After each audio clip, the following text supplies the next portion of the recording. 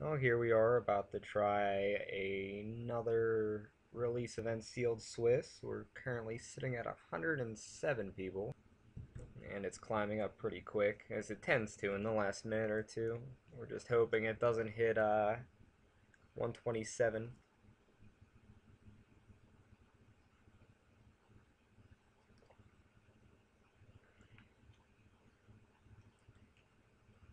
And yeah, it looks like 111 is our number, and here's what we have. Well, certainly interesting. Alright. Loxodon Smiter, Sphinx's Revelation, Detention Sphere, and a Grove of the Guardian. But we also got Carnival Hellsteed and Chaos Imps. So, green, white, blue seems like it could be an option just off the rares, and some combination with red and black seems pretty solid too. So there's a couple enchantments right there that also go well together. Detention Sphere, Soul Teeth, and Sphere of Safety. Um, Also got the Guild Mage for blue-white. Is it Charm if we would try to splashful Chaos Imps? Azorius Charm too. Wonderful. Blue-white's looking very strong. Um, Rogue's Passage is noteworthy as well. I I find Golgari very unlikely with what we have, but if so, we do have Bush Strider and the like. Um, I really don't like Dark Revenant because if they have a way to remove it repeatedly, getting set back. I mean, you can typically draw better things than a 2/2 flyer for 4. But anyway, on to the next part. So we have Courser's Accord, Common Bond, Vassal Soul, all very solid. Hussar Patrol as well. The Good Weird in blue. I'd sort by color, but we'll have to re-break up the gold.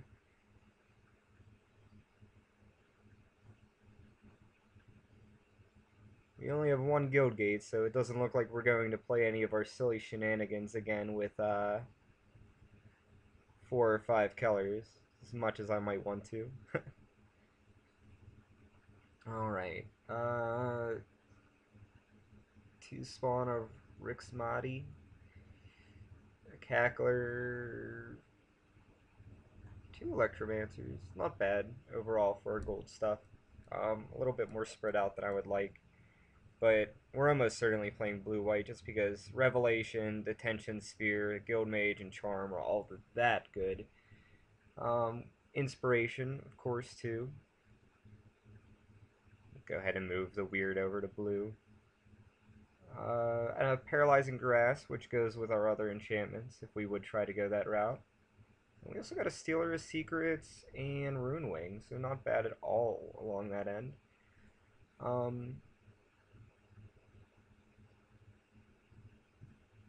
I think we can just go ahead and remove the black and red. As much as I do like the rares we got, there's just no support for it. And as a result, we can drop the Golgari stuff, which really didn't have a chance anyway. So it'd be a lot more reasonable to look at it like this. So yeah, Ethereal Armor actually might make the cut. We do have quite a few enchantments. Rester, Rootborn Defense, very powerful card. 2 Cellar Songbirds, a Griffin, Knightly Valor, again another enchantment. Eyes in the Sky, Armory Guard, all solid. Maybe a Swift Justice could come into play. So we got a Herald, Giant Growth, Gate Creeper, 2 Gate Creepers, 2 Druid's Deliverance. Croc probably doesn't make it for us this time. Yeah, so we have a lot of options to work with here. Could probably pretty comfortably go 3 colors.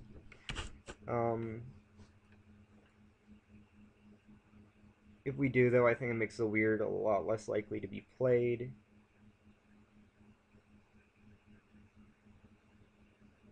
So yeah, we have an interesting pool to look at. We should probably look at token generators first. to decide how much we want to invest in that idea. So, split it up like this. Things that just populate, and things that get populated. So I think that's the majority. Yeah.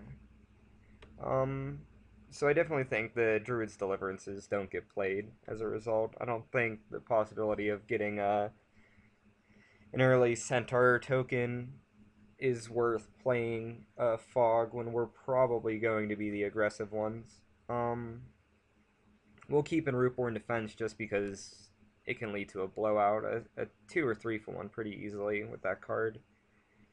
So yeah, so next we're going to be cutting Aerial Predation as a sideboard card. I think Common Bond might be able to stay in, Ethereal Armor will not. Let's do a quick count of our enchantments again. So we got 1, 2. You can assume that the Sulties will not stay in play long. Paralyzing Grasp and the Tension Sphere. I believe that's all of the ones we're running now. So, yeah, I think Sphere of Safety is probably not worth it unless we're playing against a Rakdos deck that's very, very aggressive. Similarly, I don't really think we're going to need Paralyzing Grasp unless they have a bomb, and then we can just side it in, because we already have the Tension Sphere and the Sulties. There are enough detain effects that I'm not too worried. So yeah, we'll stick with just those for now. So I'm down to 32 cards.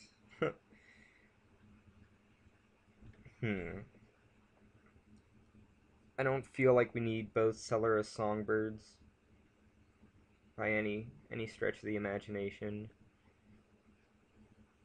Well, the real question is Bush Strider worth it for us? It's a 3/1 full 2 with Vigilance. There's just so many things. It can trade with like Centaurs and the like, and if it is left alone, it can do quite a bit of damage, so I guess it's worth considering. But, yeah, I guess we have enough detain effects that we can give him a clear path for a good bit of time. So I guess that would be fine. Especially if we would leave in Swift Justice, which we still may.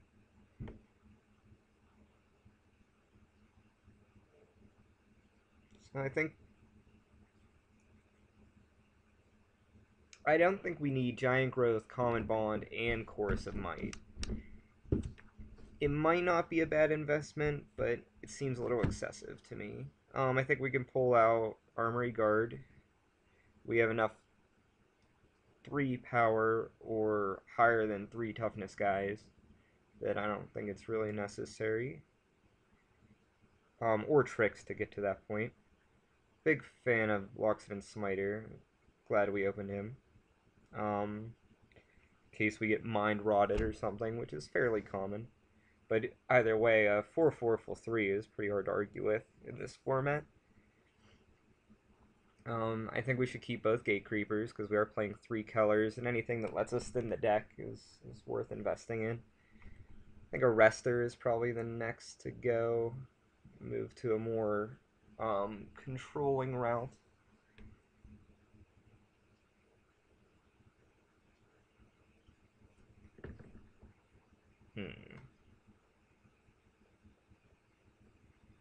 Just 2 power is not enough to deal with most things in this format. With all the centaurs especially, just 3 toughness guys. Even Dead Reveler comes in at a 2/3. I don't think the Detain effect is alone worth enough to slap on that body. So we have Mizium Skin in the sideboard. That's something to keep in mind. Fall the Gavel's also possible to be played if they're playing a bomb. Or if they're just too aggressive and we need to gain life later in a game. So all of our green seems a little awkward. I suppose it's good enough. We could probably cut the Centaur's Herald because we don't really need the populate effects. But he is a 3/3. It's just such a bad way to get to it. Um, we're at 28 cards. We need to cut 4. So I think we're either losing Swift Justice or one of the other pump spells. Um, Common Bond, of course, leaves a lasting effect, and Chorus of Might can just win. So Giant Growth's the best at those, out of dodging removal. Swift Justice is only as a creature trick. Um, and it is still just a 1-for-1 at best, but it does gain you a bit of life, which can be enough. I guess we can bring it in if they're aggressive, but other than that, I'd just rather have Giant Growth or Common Bond or Chorus. So Eyes in the Skies is solid enough. And I do like both Soul Teeth. It either ties up our opponent for us to play enough guys to get over them, or it is a removal spell. So also, if you'd have a way to kill a key rune or something and make it so that they can't pay, which we actually don't, but it's noteworthy either way. I mean, other than just soul teething it, and it's the fact that it's not just creatures. Makes it noteworthy enough. So it's unfortunate that the Sphinx's Revelation's double blue because it's just a splash, but I don't think it'll be a problem with Double Gate Creeper. Also, I think we have to play the Rogue's Passageway because it can just win late in the game when the board's gotten all clogged up.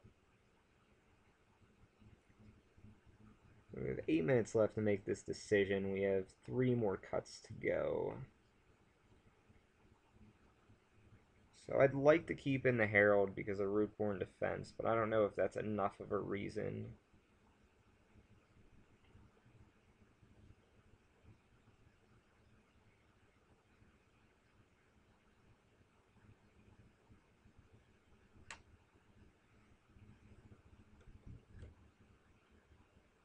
Now, as far as mana cost goes, Sunspire Griffin might be a little hard on us, but he is a 3 toughness flyer, which is kind of noteworthy. And might be enough of a reason to keep him. But I'm actually having a lot of trouble with these last few cuts. I would normally cut the Bush Strider, but I think we can attack enough early on that it's worth keeping in. Especially if we would throw like a Knightly Valor on it. And later in the game, like Sphinx's Revelation should just let us draw enough that we don't have any problems. Like if we do get to a relatively long game and we can draw 5, 6, 7 cards. Sphinx's Revelation is not as good as Rakdos Returns in this format, but it's still a very powerful card.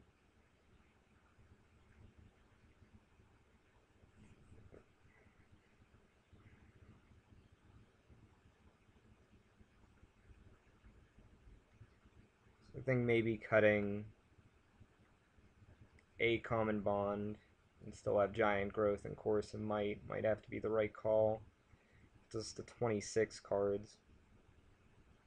14 creatures. I'm a little reluctant to cut anything in the air, so we still have our Griffin, our Rune Wing, Eyes in the Sky.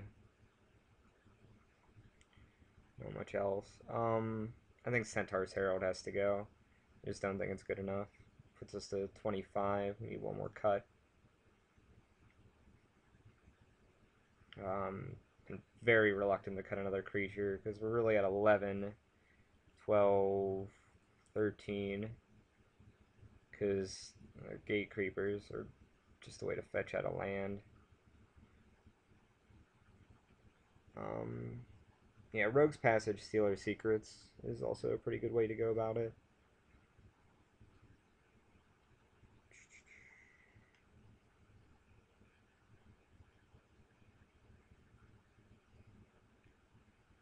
Well, we do have the.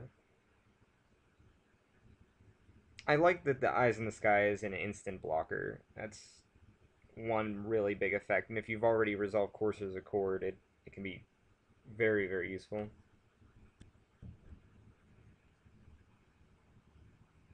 Apologize for messages popping up.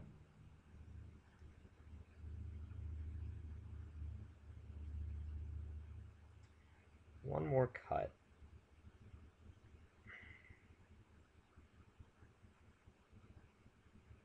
I do not want to cut Rootborn Defense. We have enough high quality creatures that forcing what would be a trade and just winning off of it, and then our Grove of the Guardian too. It just can be too much value. Our cut might have to be Soul Teeth.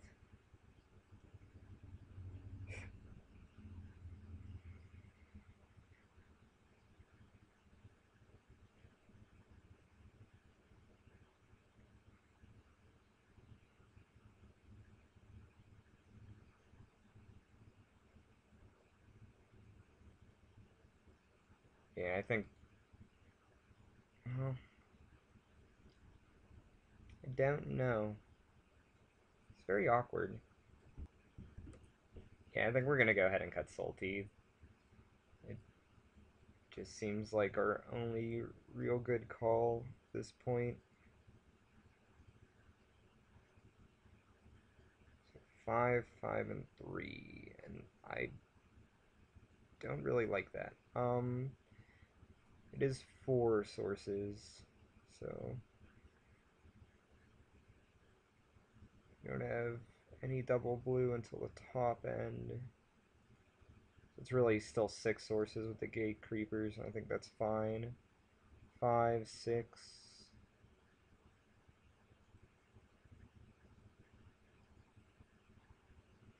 Hmm.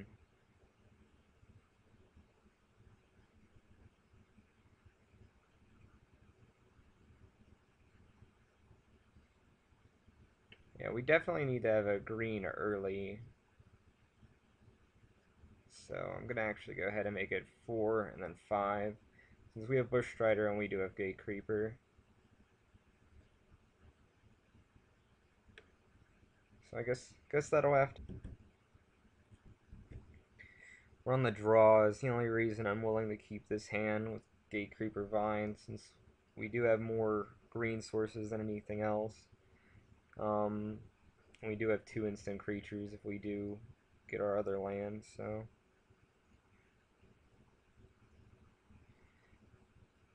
We just have to live long enough to be able to do things. I guess that's always the way. Yeah, there's one plains. We draw another, all of a sudden we can actually play an aggressive creature.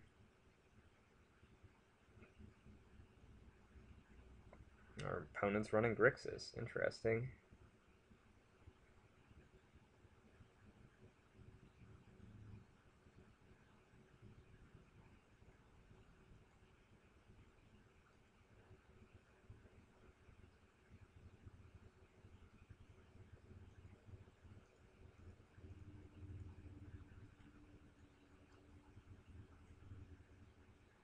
Giant, well, a forest would be nice, I guess.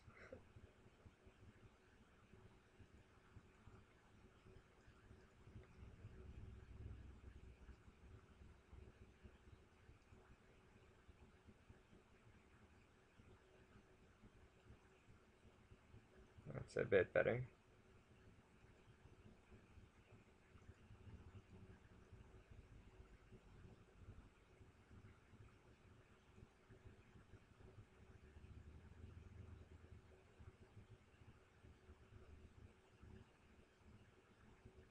Hero just mill us.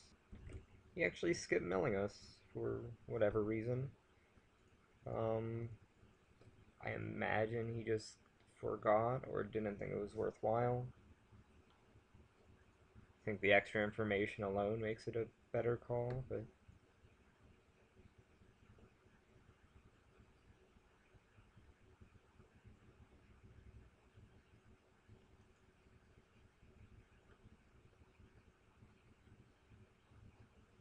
We're hoping he doesn't have Cyclonic Rift or Void Walker, because we might be able to play and resolve the ability of our Grove in the next few turns. Oh, next 2 turns specifically.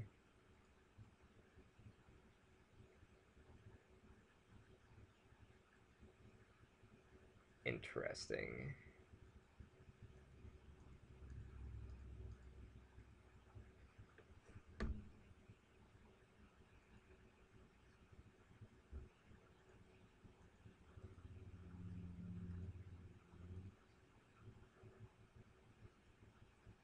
Yeah, I think just free draws are probably the right call for us.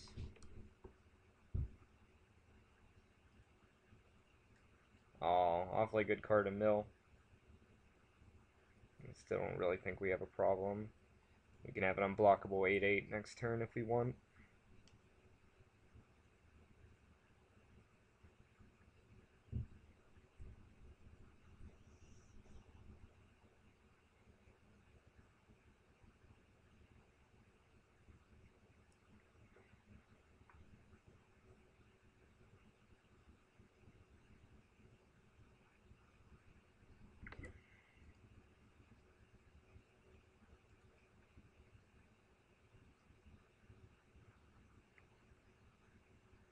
Guess we have a few options here. We can Knightly Valor, go that route, but I think we're better off just playing our Grove and passing.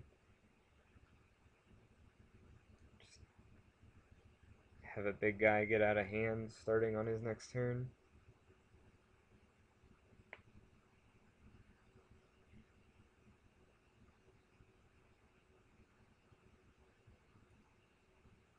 Yeah, milling the forest is a lot less relevant than milling the Azorius Charm.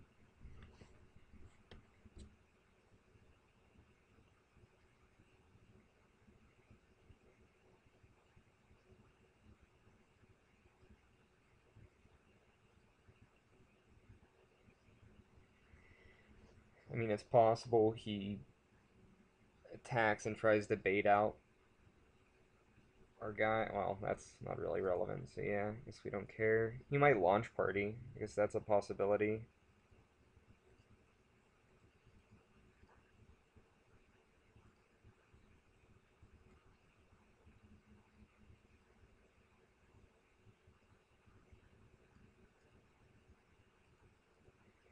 Even if that's the case, I don't think we're terribly much bothered.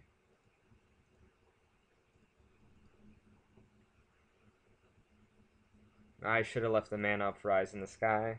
I didn't even think about it. That way, if he would try to do anything, we'd still have our token. And we could actually just push in the winning in that way.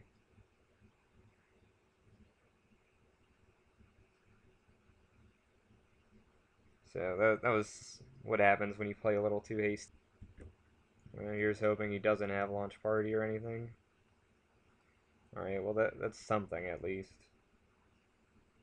Yeah, if our token survives the turn, we'll be in much better shape, because just won't be stupid. Yep, Void Water. That's so terrible on my part. Not a whole lot we can do now. That's why you pay more attention.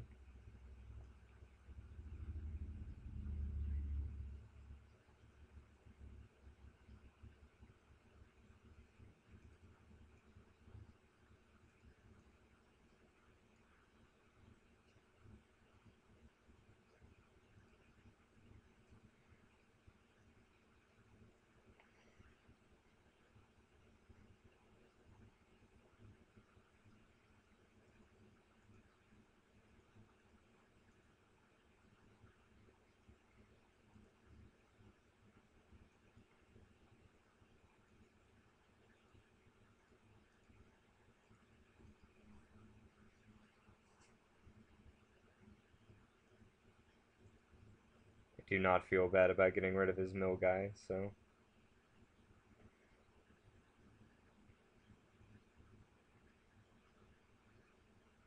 I still don't think we're in any danger of losing this game, but losing our token was just very, very poor on my part. Very sick, and that's why I'm actually home from school recording this tournament instead of being a productive member of society. Assassin Strike seems fine.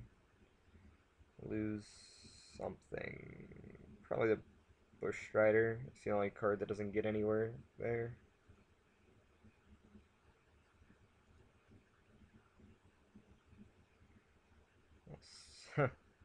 Turn too late for that. 1, 2, 3. 1, 2. I think we could just put a bunch of guys in the air this turn.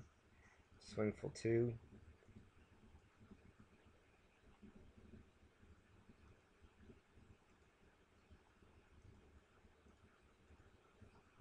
We should leave the green up. Threaten giant growth or whatever.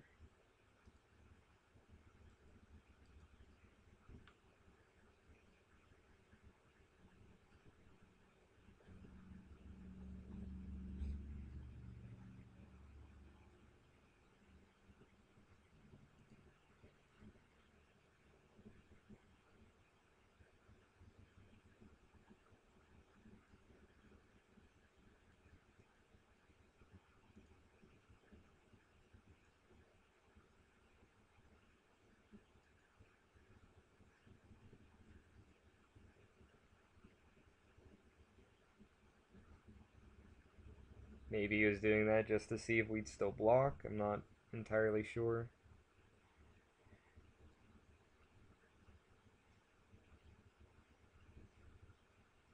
Ah, pretty good.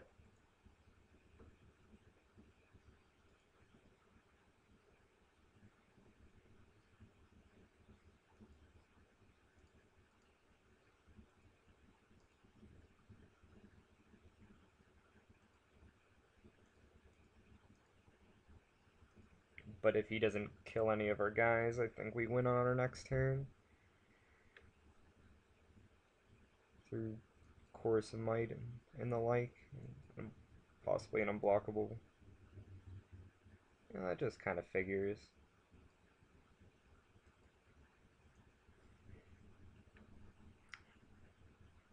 Get all around playing that guy.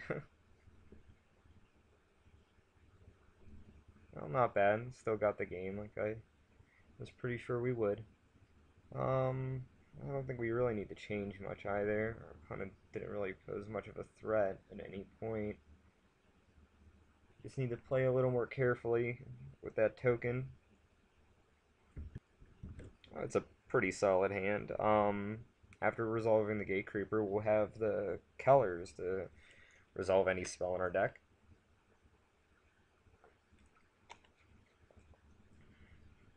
Soul Teeth's enough to tie up most opponents early, so should be just fine. We mulligan once. We're obviously keeping the hand. He mulligan again. And I don't feel like his deck's good enough unless he has a bomb in his hand to really be able to get there off of going down twice. Especially on the play against us.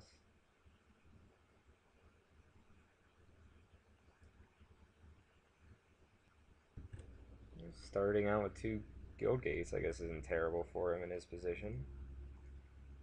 But I don't think it really matters. He's still not doing anything. We just have to get an island in case we get Sphinx's Revelation at some point. So.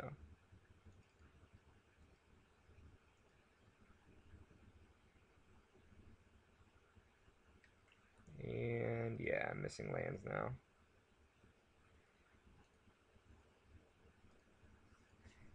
So I guess I can't really fault him if he kept a 2 guild gate hand, but certainly awkward. Especially if we just resolve another flyer and then a hexproof guy.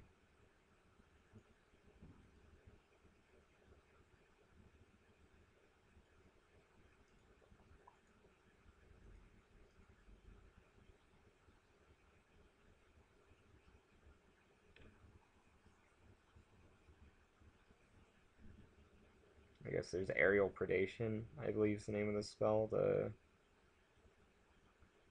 3 mana, destroy a flying creature, gain 2 life. But I don't know if it would. He might assume it's worthwhile now just because it's the only thing we've put out. and it would slow down the damage on him, but he might just be being slow.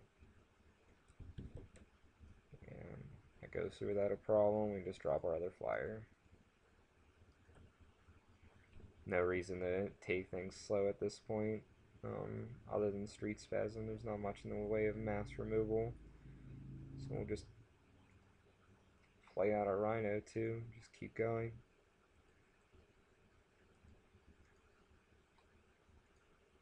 We'll never have enough mana to be able to Street Spasm away our Rhino, so short of giant growthing his Electromancer, I don't see there really being a problem there.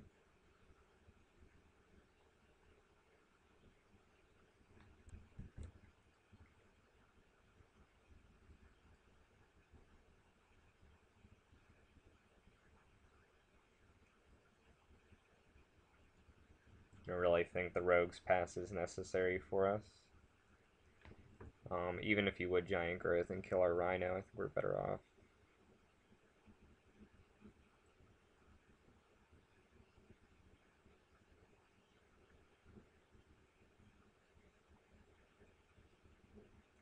Launch Party.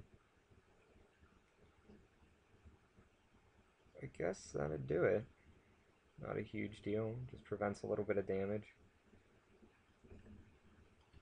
On our turn, we can either Inspiration or Rise in the Sky, just to get more damage in. It'd be 5, 6, 7.